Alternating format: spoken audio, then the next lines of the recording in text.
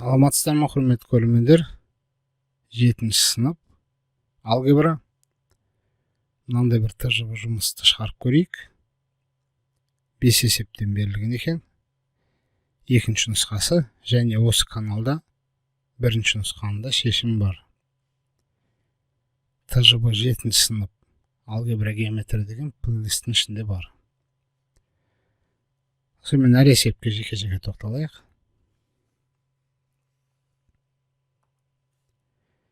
Бірінші есебінде бізде бір мүшенің коэффициенті мен дәрежесін анықтаңдар. Бір мүше берілген, сәл түрлендіріп алайық.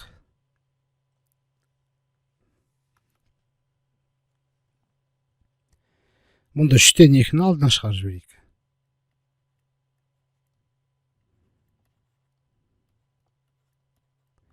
Жауабын жаза салайық.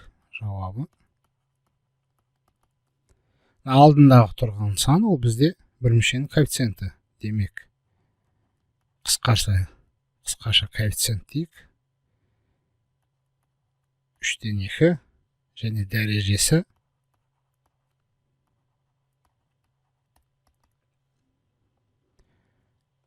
айнымалылардың дәрежелерінің қосындысына тең болады бір мүшенің дәрежесі.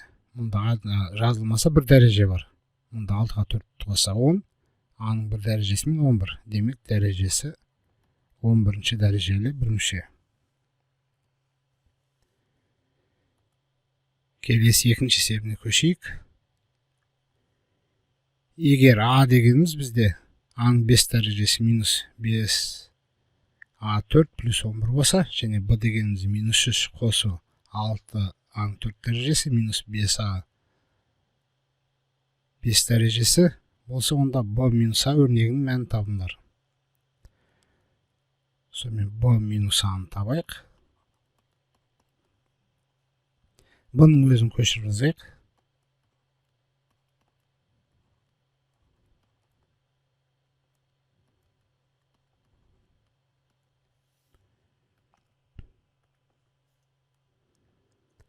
Келесі минус Аны жазайық. А дегеніміз бізде аның 5 дәрежесі минус 5А4 плюс 11. 5 аның 4 дәрежесі плюс 11. Енді мұнда жақшаның алдында минус. Жақшаның алдында минус болғанда қосылғыштардың таңбасына ауыстырып ашамыз. Мынаның өзін көшіріп жазайық бірінші.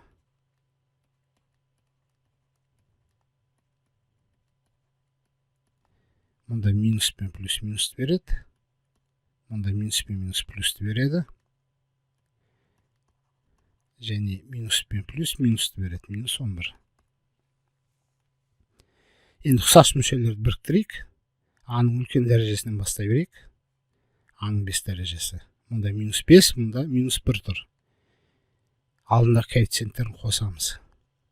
Минус 5-ке минус 1-ді қоссақ, екеуді теріс сан. Модульдарын қосып, алдына минус таңбасын қоямыз. Демек, минус 6 аның 5 дәрежесі болады. Келесі аның 4 дәрежесі барлық жерлерді ұқсас мүшелерді белгілейік. Мұнда 6, мұнда 5, екеуі оң сан. Демек, плюс болады. 6-ға 5-ті қоссақ, 11 аның 4 дәрежесі. Енді бізде бос мүшелер қалды. Минус 3, минус 11, екеуі де теріс сан. Демек, минус болады. 11-ге 3-ті қоссақ, минус 14. Сонда жауабы бізде Б минус А тең болды. Минус 6 аның 5 дәрежесі плюс 11 аның 4 дәрежесі минус 14.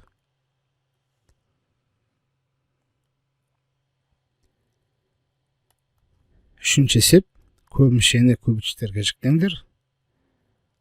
Астынан бастап жіктейік. А көбейтілген Б минус 5 плюс 2 көбейтілген 5 минус Б. Енді жақшаның ішін қарасақ, тек қана таңбасында айырмашылық бар. Мұнда демек, мұндай жағдайда минусты алдына шығарып жіберсек болады. Не бірінші өрнектен, не екінші өрнектен жақшаның алдына. Және Б мен 5-тің орнына ауыстырсақ болады. Демек екінші жақшадан біз минусты алдына шығарайық. А көбейтілген b минус 5. Мұнда минусты шығарсақ, мұнда плюс b минус минусты береді. Демек минус 2. b мен 5-тің орнына ауыстырамыз. b минус 5.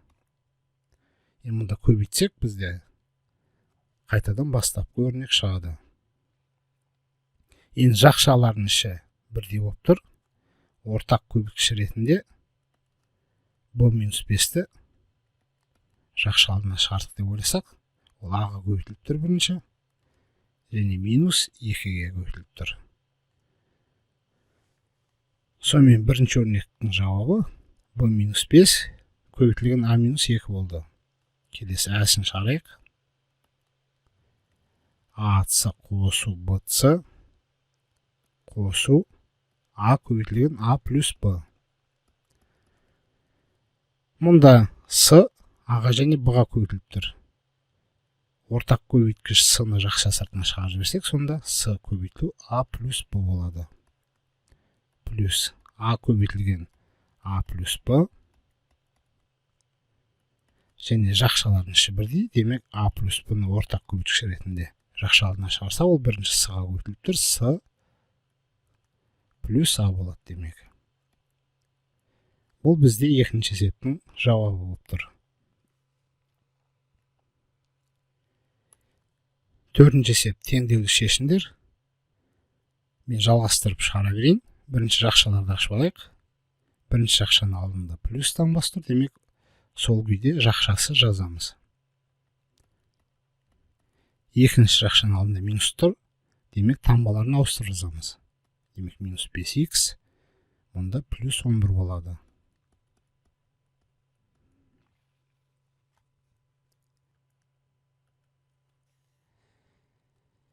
Енді x-тарды ұқсас мүшесі ретінде алдында коэффициенттерін қосып жіберейік.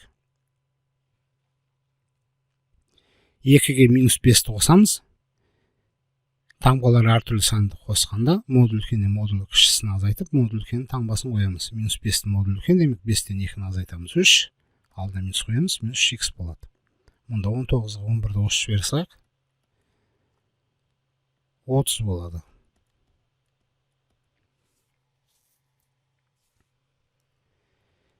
Отызды қарама қарсы таңбамен теңдіктің оң жағына ауыстырайық.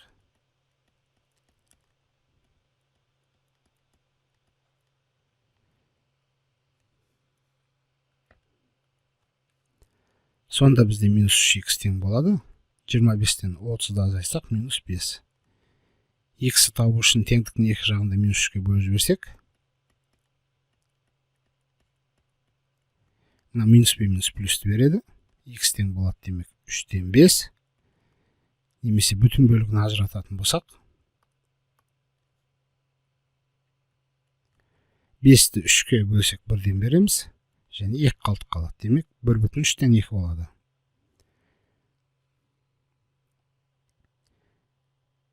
Және тексеріп көрсек те болады. Тексеру. X-тардың орнына біз 3-тен 5 деп қоя берейік әзірше.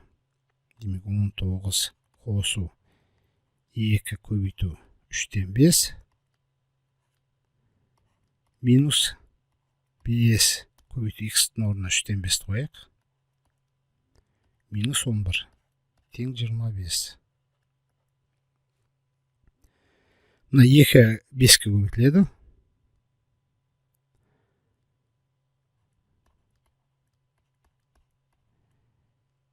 Үштен 10 болады. Минус 5-ті 5-ке көбейтеміз, демек 3-тен 25 болады. Минус 11.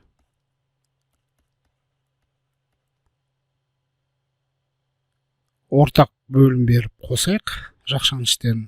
Мұнда ортақ бөліміш болады. Мұнда 3-тен береміз, мұнда 1-ден береміз. Мұнда да ортақ бөліміш, мұнда 1-ден береміз, мұнда 3-тен береміз. Және ойша қоса салайық. 3-ті 19-ға көбейтсек 57, 10-ды қоссақ 67.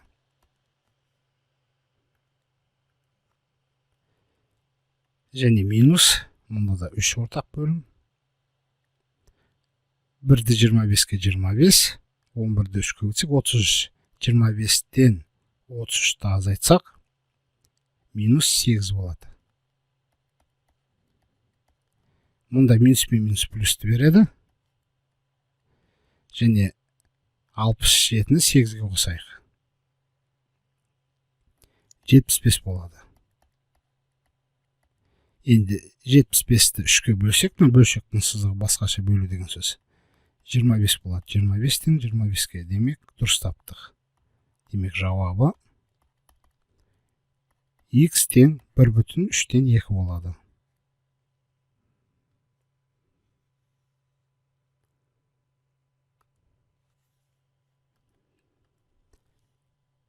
Енді 5-ші есепті шығарайық. Есеп теңдір деген. Сонымен 24 көбейту 2-ның минус 5 дәрежесі.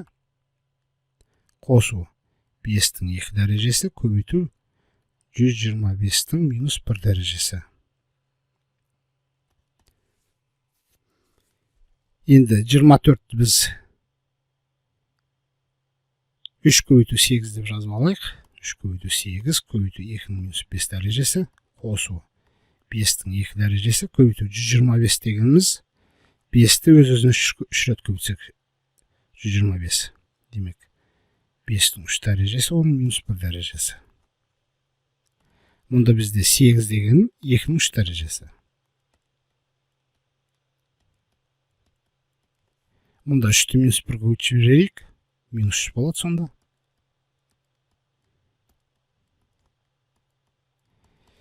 Енді мұнда негіздер бірдей дәреже болғанда дәрежелер қосылады. 3-ке минус 5-ті қоссақ 2-ның минус 2 дәрежесі. Мұнда 2-ге минус 3-ті қоссақ 5-тің минус 1 дәрежесі. Енді минус 2 дәреже, ол мысалға А-ның минус n дәрежесі дегеніміз ереже бойынша 1 бөлінген А-ның n дәрежесі етін. Демек 3 көбейту 2-ның 2 дәрежесі болады. Бөлшектің бөлімінде. Ал мынау дегеніміз 1 бөлінген 5. 5-тің 1 дәрежесі өзіне тең. Демек 5 деп жазамыз. 2 2 4 мұнда. Және 3-ті 1-ге өтіп жіберейік. Алымына 4-тен 3 болады. Қосу 5-тен 1. Ортақ бөлім берейік. Бөліміндегі сандар өзара жай сандар. Демек екеуінің көбейтіндісі ортақ бөлім болады. 4 5 20. Мұнда 5-тен береміз, мұнда 4-тен береміз. 5 15, 4 1 4. Демек 20-дан 19 болады. Демек жауабы 5-ші есептің 20-дан 19 болады. Сонымен берілген есептерді шығардық. Және мынандай бір логикалық есептің шешімін тауып көріңіздер. Бір шарпынылы жылыстау арқылы теңдікті дұрыстау керек. 7 азайту 6 тең 5. Дұрыс емес теңдік. Осының шешімін тапсаңыздар комментарийға жазып кетіңіздер, немесе осындай логикалық есептердің шешімі логика бас қатырғыш каналында бар. Описанияға ол каналында сілтемесін жазып қоямын. Сонымен берілген есептерді шығардық. Лайк басып каналға тіркелуді ұмытпаңыздар. Достарыңызға да таратып жіберіңіздер. Тыңдағандарыңызға рахмет, сау болыңыздар.